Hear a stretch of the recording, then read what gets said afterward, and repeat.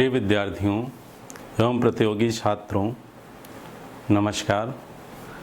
आज वर्णमाला से संबंधित अत्यंत महत्वपूर्ण प्रश्नों की श्रृंखला लेकर के आए हैं, जो कि विभिन्न प्रतियोगी परीक्षाओं जैसे रेलवे, बीएड, यूपीएसआई, यूपीपी, लेखपाल आदि परीक्षाओं में आए हुए विगत वर्षों के प्रश्न हैं। तो आइए इनका अभ्यास करते हैं और अभ्यास करके अपने वर्ण विचार यानी वर्णमाला संबंधी ज्ञान में वृद्धि करते हैं। भाषा की सबसे छोटी इकाई है, पहला है भाषा की सबसे छोटी इकाई। तो आपने पढ़ रखा है, भाग 1 में बताया था, बिल्कुल ठीक। वर्ण क्या होगा उत्तर? वर्ण। दूसरा है भाषा की सबसे छोटी सार्थक इकाई है। ये पीजीटी का प्रश्न है। भाषा की सबसे छोटी सार्थक इकाई क्या है? बिल्कुल ठीक, शब्द है। सार्थक जहां आ जाए, सार्थक इकाई, तो उत्तर क्या होगा? शब्द, क्योंकि शब्द सार्थक होते हैं।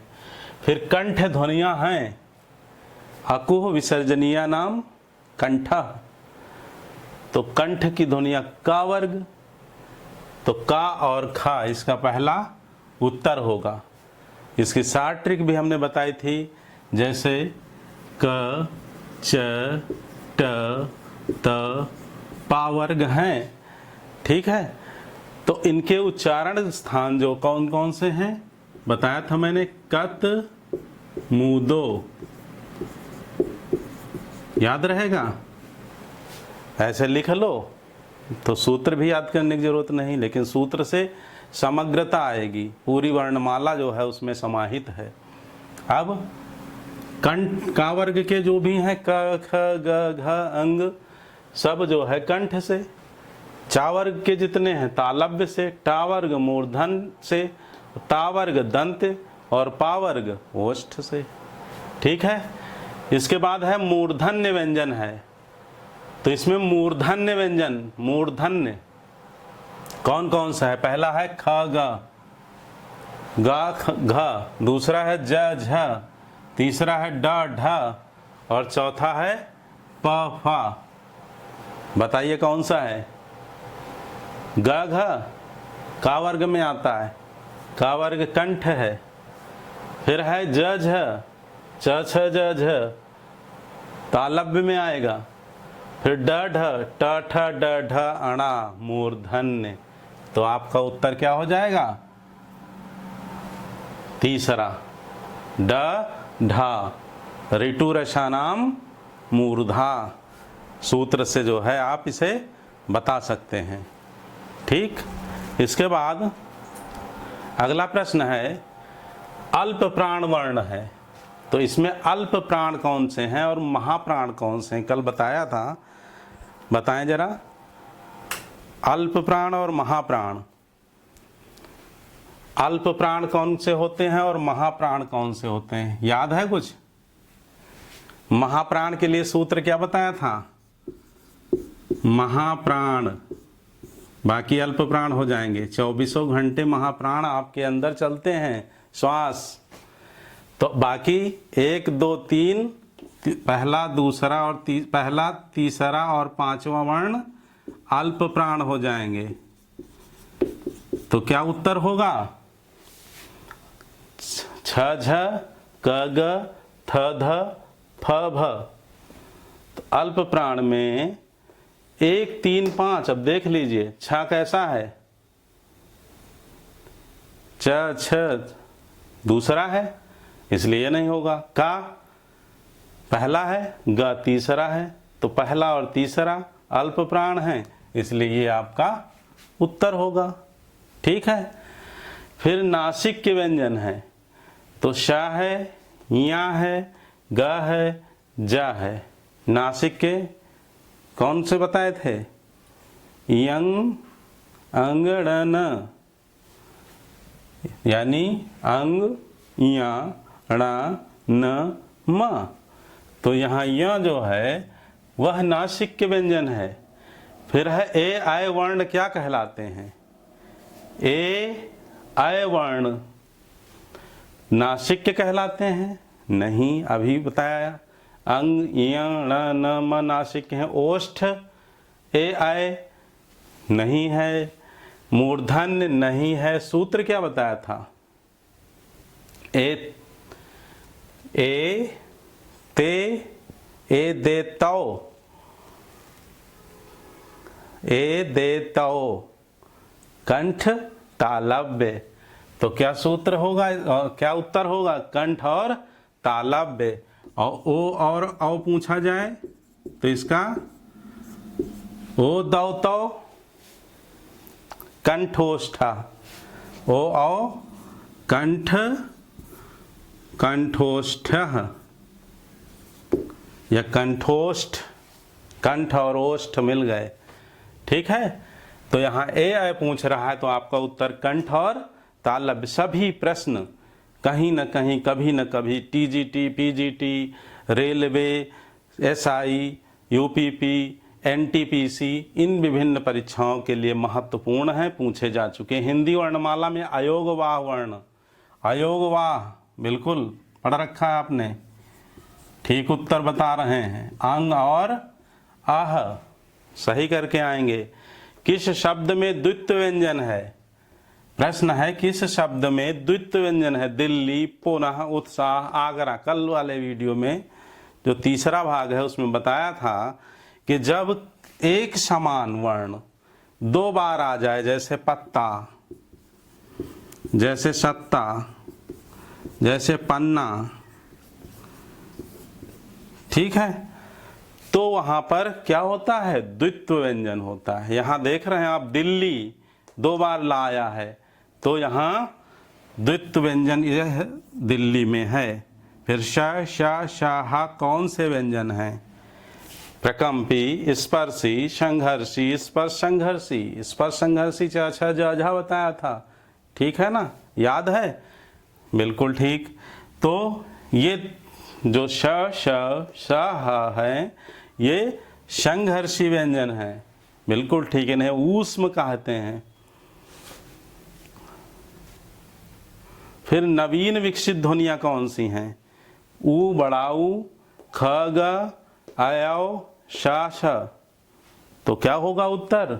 आप यहां देख रहे हैं, ध्यान से देखिए, ये ख और गा में क्या नुक्ता लगा है, तो इसे क्या पढ़ेंगे? ख ग, ख ग, ठीक है। तो ये जो हैं ख और ग अरबी फारसी से आगत गृहीत नवीन ध्वनियां हैं जो हिंदी में आई हुई हैं अरबी फारसी से। कहाँ से? अरबी फारसी से। फिर अगला प्रश्न है, कौन सा घोष वर्ण है? घोष जिसे हम सघोष कहते हैं। अघोष और सघोष की चर्चा कल हुई थी। तो अघोष और सघोष अल्प प्राण महाप्राण ये हो गए थे। अघोष में दो बताए थे मैंने। शुरुआत जो है अघोष में सूत्र बताया था 1 2, पहला वर्ण और दूसरा वर्ण किसी भी वर्ग का, क च ट त प में से। तो फिर इसमें जो है सघोष कह रहा, तो शेष जो बचे 345, 3 4 5, तीसरा चौथा पांचवा। अब यहाँ देख लीजिए तीसरा चौथा पांचवा कौन है? खा दूसरा है, च पहला है, म पांचवा है और ठा दूसरा है। तो आप देख रहे हैं जो 3 4 5 में से पांचवा कौन सा निकल के आ रहा है? म। तो म जो है वह घोष वर्ण है। आपका उत्तर क्या होगा? म होगा। अमानक वर्ण है, माने जो मानक नहीं रखता, जिसे मान्यता नहीं प्रदान की जाती, जो वर्णमाला में है नहीं। तो खा, भ और ये भा में लगा हुआ है और ये धा है। तो यह जो है मानक वर्ण आपका नहीं है। तो यही आपका उत्तर हो जाएगा। फिर है हिंदी में मूलतः वर्णों की संख्या कितनी है? तो हिंदी में कितने वर्ण हैं? 52, 52। फिर है क्ष ध्वनि किसके अंतर्गत आती है? घोष, मूल स्वर, तालव्य या संयुक्त वर्ण। तो क्ष क्या है बताइए? हाँ बिल्कुल ठीक, संयुक्त वर्ण है। और इसे मिटा देते हैं, आपने सीख लिया है इसे। देख लेते हैं किनके मेल से बनता है? क्ष, क और प्लस श। तो क्ष क्या है? संयुक्त वर्ण है। यही आपका उत्तर हो जाएगा। फिर है शब्दकोश में क्ष वर्ण का क्रम किसके बाद आता है? तो ये किससे मिलकर के बना है? ठीक है, का और मूर्धन्य सा से मिलकर के बना है। तो का के बाद इसका शब्दकोश में क्रम आएगा, इसलिए आपका उत्तर सी सही होगा। फिर है ज्या वर्ण किन वर्णों का मेल है? ज्या, आप देखते हैं इस तरह से लिखते हैं और इसको ये नहीं पढ़ते हैं, ये पढ़ेंगे तो फिर ये और उसमें अंतर क्या रहेगा? ज्या। ठीक है, तो किसका मेल है? ज प्लस या, ज्या। तो ज्या वर्ण किन वर्णों का मेल है? ज प्लस या। टीजीटी में पूछा गया है और अन्य कई परीक्षाओं में ये पूछा गया प्रश्न है। फिर अगला है अघोष वर्ण कौन सा है? छोटा आ, ज, हा और स। अभी अघोष की बात हुई है। अघोष का मतलब पहला दूसरा। कौन कौन से? पहला और दूसरा वर्ण। तो अघोष यहाँ देख लीजिए, पहला कौन सा है और दूसरा। ठीक है, अब पहले दिया है आ, तो क्या आ अघोष है? बिल्कुल नहीं है। मैंने बताया था सभी स्वर क्या हैं? सघोष हैं और अल्प प्राण हैं। ठीक है, याद रखिए। फिर जाता है ज, तो च, छ, ज तीसरा वर्ण है ना, और तीसरा वर्ण क्या होता है? सघोष होता है। 3, 4, 5 क्या है? सघोष हैं। फिर आता है हा लिखा हुआ है, तो हा, और फिर है शा, शा शा शा। तो अघोष वर्ण यहाँ कौन सा है? हा है या शा है? बताइए। या, रा, ला, वा, शा, बिल्कुल ठीक। फिर घा का उच्चारण स्थान है। घा का उच्चारण स्थान का, खा, ग, घ का वर्ग में आता है और क, च, ट, त, प का कंठ से है, तो घा का उच्चारण स्थान क्या हो जाएगा? पहला सूत्र अकुह विसर्जनीय नाम कंठा, तो घा का उच्चारण स्थान कंठ। फिर है उच्चारण की दृष्टि से दंत नहीं है, तो आप यहाँ देख रहे हैं ऑप्शन में ता था दा धा ना एक वर्ग में 3 वर्ण दिए हुए हैं और टा भिन्न है, तो यही आपका उत्तर हो जाएगा। क्योंकि ऋतु रसनाम मूर्धा, तो टा का उच्चारण मूर्धा से होता है, तो यह इसमें दंत में नहीं आएगा। बाकी सब दंत से उच्चारित होते हैं। ता था दा धा, दा है ना, दा, और ता वर्ग है तो दा। ठीक। फिर है संयुक्त व्यंजन है। कौन सा संयुक्त व्यंजन है इसमें? ढ़ा, ज्या, अंग या ड़ा? बिल्कुल ठीक, ज्या इसमें संयुक्त व्यंजन है। और ढ़ा और ड़ ये क्या हैं? द्विगुण व्यंजन। ठीक है, सीखा है आपने। तो ये दोनों द्विगुण व्यंजन हैं। यह जो है वह नासिक व्यंजन है। जिन शब्दों के अंत में आ आता है उन्हें कहते हैं अनुस्वार कहते हैं क्या? नहीं, अयोगवाह कहते हैं। अंग आह अयोगवाह हैं। अंतस्थ कहते हैं? नहीं। अंतस्थ कौन कौन से हैं? या, व, र, ल। अकारांत कहते हैं, यानी आ लास्ट में आता है, अंत में आता है, तो उसे अकारांत कहते हैं। 6 वर्ण किसके योग से बना है? किसके योग से बना है? अभी यहाँ लिखा था मैंने, क और शा के योग से। क्या लिख देंगे? क प्लस श, मूर्धन्य शा। वर्णमाला में स्वरों की संख्या कितनी है? बिल्कुल ठीक, 11। वर्णमाला में व्यंजनों की संख्या कितनी है? 33। और इसके बाद कौन पश्च स्वर है? याद है? पहले भाग में जो वर्ण विचार का पहला भाग बनाया था। उसमें अग्र स्वर, मध्य स्वर और पश्च स्वर बताया था। फिर एक बार देख लीजिए, इसको मिटा देते हैं, सीख लिया आपने। तो अग्र स्वर कौन कौन से थे? इ, ई, उ, ऊ, और मध्य स्वर आ, और बाकी सब बड़ा आ, ए, ऐ, ओ, औ, और आगत जो अंग्रेजी से है औ, ये सभी क्या थे? पश्च स्वर। तो पश्च स्वर में यहाँ आपका उत्तर क्या हो जाएगा? आ हो जाएगा। बिल्कुल ठीक, याद है ये अग्र स्वर हैं। क्या हैं? अग्र स्वर।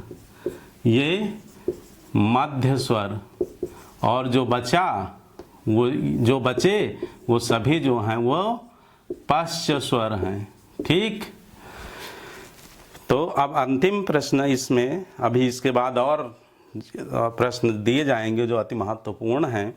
तो छ का उच्चारण स्थान बताइए। छ वर्ग। दूसरा इचु यशानाम तालुः। तो चा, छ, ज, जात किस में आते हैं? तालव्य में।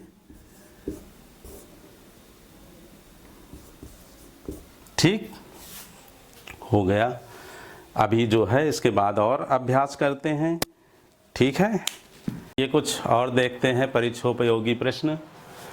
पहला प्रश्न इसमें से 28वें नंबर पर यारा लावा हैं। क्या है आपने सीखा है? बताइए। अंतस्थ, अंतःस्थ। ठीक है। फिर है अनुनासिक का संबंध है। अनुनासिक किससे है? नासिका से और मुख से। किससे है? नासिका प्लस मुख से। ऑप्शन में क्या क्या होगा? केवल मुख से, केवल नासिका से, नासिका और मुख से, या इनमें से कोई नहीं। तो आपका उत्तर होगा नासिका और मुख से। फिर है अनुनासिक व्यंजन होते हैं। कौन कौन से होते हैं? अंग, या, अणा, न, म। ठीक। फिर है कंठ्योष्ठ ध्वनि का उदाहरण है। देखिए, कंठ और ओष्ठ दोनों जुड़े हुए हैं। कंठ प्लस ओष्ठ, तो कंठोष्ठ। याद है सूत्र? हाँ, आओ दौ तो कंठोष्ठ। अब यहां देख रहे हैं ए है, ये तालव्य और कंठ से है। का है कंठ से है, ता है दंत से है, और औ का संबंध कंठ और ओष्ठ से होता है। किनका किनका? ओ और अव का। औ। तो आपका यह उत्तर सही होगा। फिर भाषा निर्माण की इकाइयों का सही अनुक्रम है। नेट का प्रश्न है ये जितने भी प्रश्न हैं सब कहीं ना कहीं परीक्षा में पूछे गए हैं और परीक्षा के दृष्टिकोण से अत्यंत महत्वपूर्ण है। तो भाषा निर्माण की इकाइयों का सही अनुक्रम क्या है? तो सही अनुक्रम यह है कि पहले जो है वर्ण, वर्ण से फिर शब्द, शब्द से पदबंध, फिर वाक्य या वाक्यांश, और फिर वाक्य।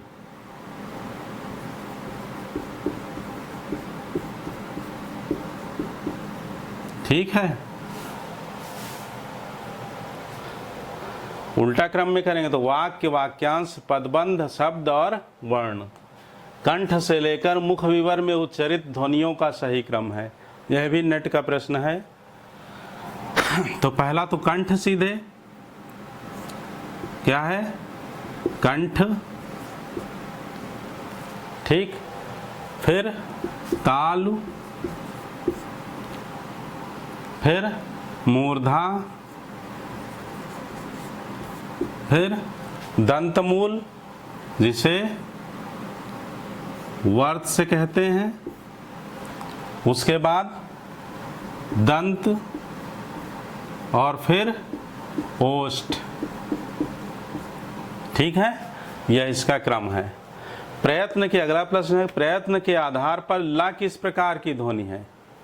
तो प्रयत्न के आधार पर ला कैसी ध्वनि है आपने पहले सीख चुके हैं, देखा है पूर्व के वीडियो में।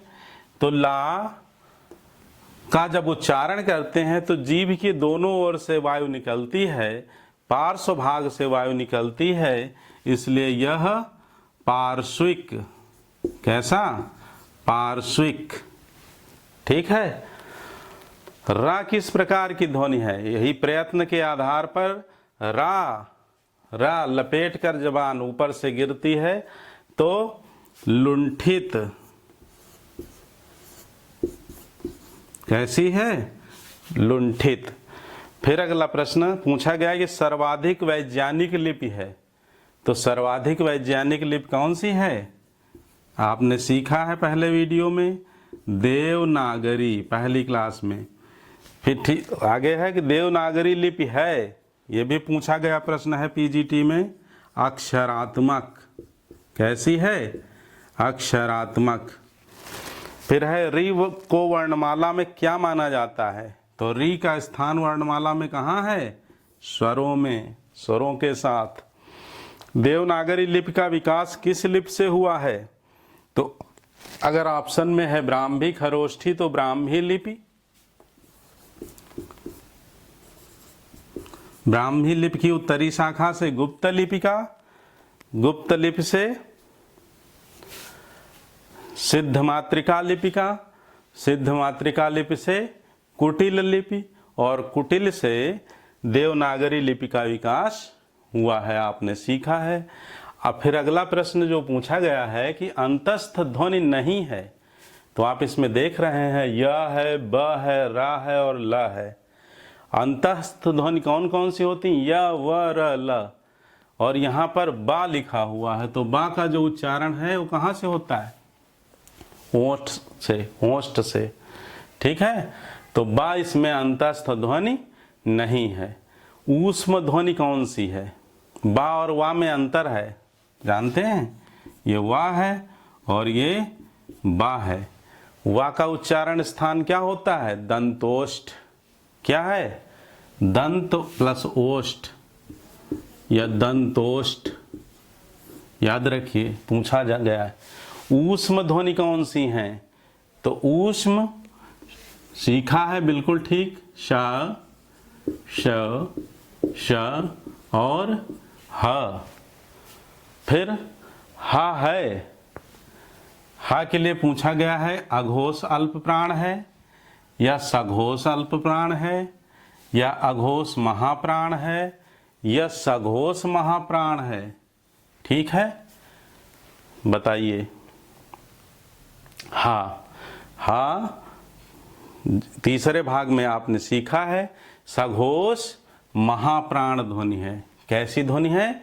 सघोष महाप्राण। ठीक है। अब इसके बाद उच्छिप्त व्यंजन है, पूछा जाता है कि उच्छिप्त व्यंजन कौन कौन से हैं? तो इन्हें द्विगुण व्यंजन भी कहते हैं, ड़ा और ढ़। ठीक है। फिर इस तरह से प्रश्न पूछा जाता है किन व्यंजनों में रा की ध्वनि छिपी होती है? तो यही दो व्यंजन ऐसे हैं, ड़ा और ढ़, जिसमें रा की ध्वनि छिपी रहती है। ठीक है। जैसे लिखना हो गूढ़ा, तो G O R H A। ठीक है, गूढ़ा। तो रा की ध्वनि देखिए यहाँ RHA आया है, तो रा की ध्वनि छिपी रहती है ड़ा और ढ़ा में। फिर दा ध्वनि किस वर्ग में आएगी? त थ दा ध न लिटु लशानाम दंतः। ता वर्ग किस में आता है? दंत में। ठीक। अब है स्वर यंत्रमुखी व्यंजन। इम्पॉर्टेंट प्रश्न है, स्वर यंत्रमुखी व्यंजन कौन सा है? तो यह है आपका हा व्यंजन, जो सघोष और महाप्राण है। ठीक है, कंठ के अंदर इसकी स्वर ध्वनि निकलती है कंठ के अंदर से, इसलिए स्वर यंत्रमुखी व्यंजन है। आँख वर्ण है, आँख में जो आ है यह क्या है? शानुनासिक है या निरानुनासिक? इस तरह से प्रश्न बनता है। मैंने छोटे छोटे कर लिया है बड़े प्रश्नों को, जिससे ज़्यादा प्रश्न आ सके, एक साथ समाहित किया जा सके। तो आ जो है वह शानुनासिक है। कैसा? शानुनासिक। बाकी जैसे आ, बड़ा आ हो या छोटी ई हो, ये सब क्या है? निरानुनासिक।